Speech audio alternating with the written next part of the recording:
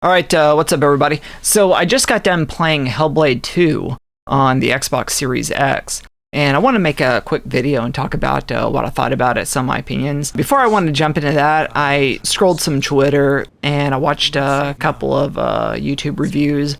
I watched a review from Mr. Matty Plays, I watched a review from Kid Smooth, I watched a review from Dreamcast Guy. From my initial thoughts, I thought the game was actually really cool. Going in, I knew, like, I was reading some of the opinions that were coming up overnight yesterday as they were popping in, and I already knew that it was getting some negative reception, but I'm the type of person, I want to reserve opinion for myself because I played Redfall and I thought Redfall was pretty cool. I was like, oh, we'll check out Hellblade 2 and see how this stacks up to the opinion.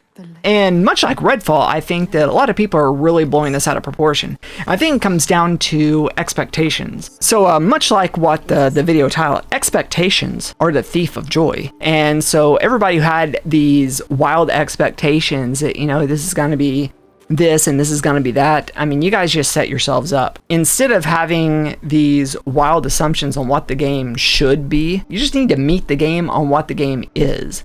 And if you meet the game where the game is, it's a really interesting and great experience. Was everybody's expectation that this is like some hack and slash, or this is going to be an action adventure game like God of War or something like that? Because if you played Hellblade 1, you should have had the foresight that this was not going to be that. This is exactly a sequel of Hellblade 1.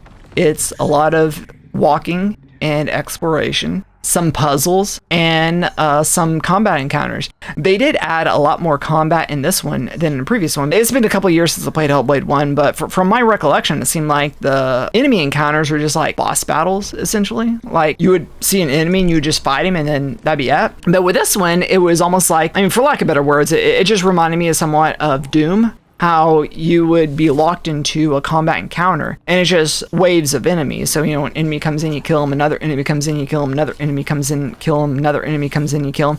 And as the enemies are coming in, they're getting increasingly stronger until like the last guy is like, you know, this big brute force guy that, you know, you're on the edge of your seat and you're almost dead. Watching the video on Dreamcast Guy, he stated that he felt like that the combat was an illusion because he's like, I purposely hit the wrong buttons and it still, you know, let me finish off. I'm over here, I'm actually trying to be successful at the encounters. I actually died a few times.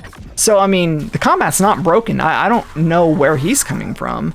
The combat is, there is risk and reward. If you try to dodge an attack and you roll into the attack, or if you try to parry the attack and you're late and you get hit, you do have a finite health bar and you will die. So yeah, it's I don't understand where he said like 3 different times in this video he referred to the game as broken and busted. I'm like, I'm sorry, this, I didn't get that one single time. A lot of people are saying that the game is just boring. It's just a walking simulator. That's basically exactly what Hellblade 1 was. For my money, that's the type of experience I'm looking for when it comes to this, because it kind of reminds me of The Medium or like a Silent Hill 2, where there's just a lot of atmosphere. And to me, that I thought Ninja Theory got that really, really good, was that atmosphere, and especially with the voices and all that other stuff. I mean, you can, it's oozing in atmospheric, you know, gameplay. So it's not necessarily something that's going to be action-packed. It's not going to be something that you're necessarily going to want to have the guys come over and, you know, play. It's definitely an acquired taste, if you will. It just kind of depends on what type of genres that you really like. If you're into very slow plotting, slow burning type of entertainment, like with movies and books and that type of entertainment, then you'll really get into Hellblade. But if you need something that's constantly getting your attention, and if you're the TikTok generation, you need 15 seconds of boom, boom, boom, boom, then this game's probably not going to be for you. Another thing I thought was kind of weird was I kept on seeing on Twitter, this game's a 4-hour game. This game's a 5-hour game. Dreamcast Guy said that he finished in under 5 hours. I don't see how that is possible. The entire game from start to finish, I was holding the run button the entire time. I think the only time I released the run button was when I was in combat encounters. But other than that, I might as well put duct tape on the left bumper because I was just dashing through the entire game. And even at that, when I rolled credits, the timer was at 6.5 hours long. Under 5 hours, I have absolutely no idea how that's even fathomably possible. Because, as I said, I was hauling butt through these chapters. And so the only way you can do it in under 5 hours is on like either you're skipping cutscenes or you're glitching through walls. I don't know what else to tell you. I know that there's been some opinions about the puzzles. As far as the rune puzzles go, those are kind of, I can take them or leave them. Some of them are fairly simple to figure out. There was a couple that I was really scratching my head on in the later game, trying to figure out the right angle to get these to show up. I really liked the torch puzzles, especially the one in the cave where you're going through a series of caves where the torches, being put out by water, and you're going up and over and that kind of thing, lighting certain sconces and then having to have the torch go out and go around and relight the torch and that kind of thing.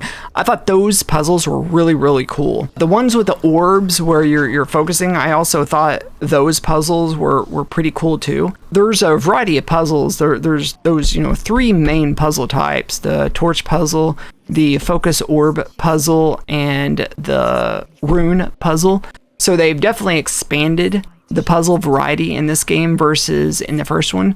So I thought that was pretty cool, pretty refreshing. And you were constantly, changing your approach as far as that goes, instead of just the same old rune after rune after rune. So that was really cool that they progressed on that particular mechanic of the game. I don't understand why people are saying, oh, the puzzles are boring, because they stepped them up on this game versus the other one. There's a lot more interaction, traversal, and that kind of thing. I think the thing that really shines though is this is probably one of the first game that was prominently advertised and displayed as a Unreal Engine 5 game, and the visuals were quite outstanding. I even took some time to just look at the vistas and look at the dawn sunrise or the sunsets, the water textures, and that kind of thing. The trickling streams was really impressive. I was capturing this at 4K 60, and because that was just the default output setting that the Xbox was on, and that's how Elgato was capturing it. The developer said that on Xbox the game is at 30 frames, and I felt like the 30 frames per second was extremely smooth. The entire time I'm playing, I didn't notice any jerking or any weird frame pacing. It was probably the smoothest 30 frames I played in quite a long time. Hats off to whoever set up the frame pacing on this game. Those particular engineers of code definitely deserve a drink, because this game, it played and it felt like a 60 frame game, even though it's 30. It was extremely smooth in the panning, the up and down, the left and right, the running, the combat. Everything was really smooth. But all in all, I felt like the game was excellent. If you have Game Pass, it's worth a play. I mean, you'd be stupid not to play it if you have Game Pass. If you don't have Game Pass, honestly, I'm personally not sure if I can personally quite justify the price tag of the game based on the fact that it's, for lack of better words, a lot of walking, a lot of atmosphere. If it was 6.5 hours of nonstop action, I might be able to more justify it. But the type of game it is, I don't know. To me, this is much closer to a $39.99 game. If it was $39.99, then I would have been able to justify it much more. I realize it's just $10, but there's just a big gap in that $10 in what you're getting. A $50 game is like Morrowind back in the day. But I guess that's about all I had to say about the game. So thanks for watching, and peace out.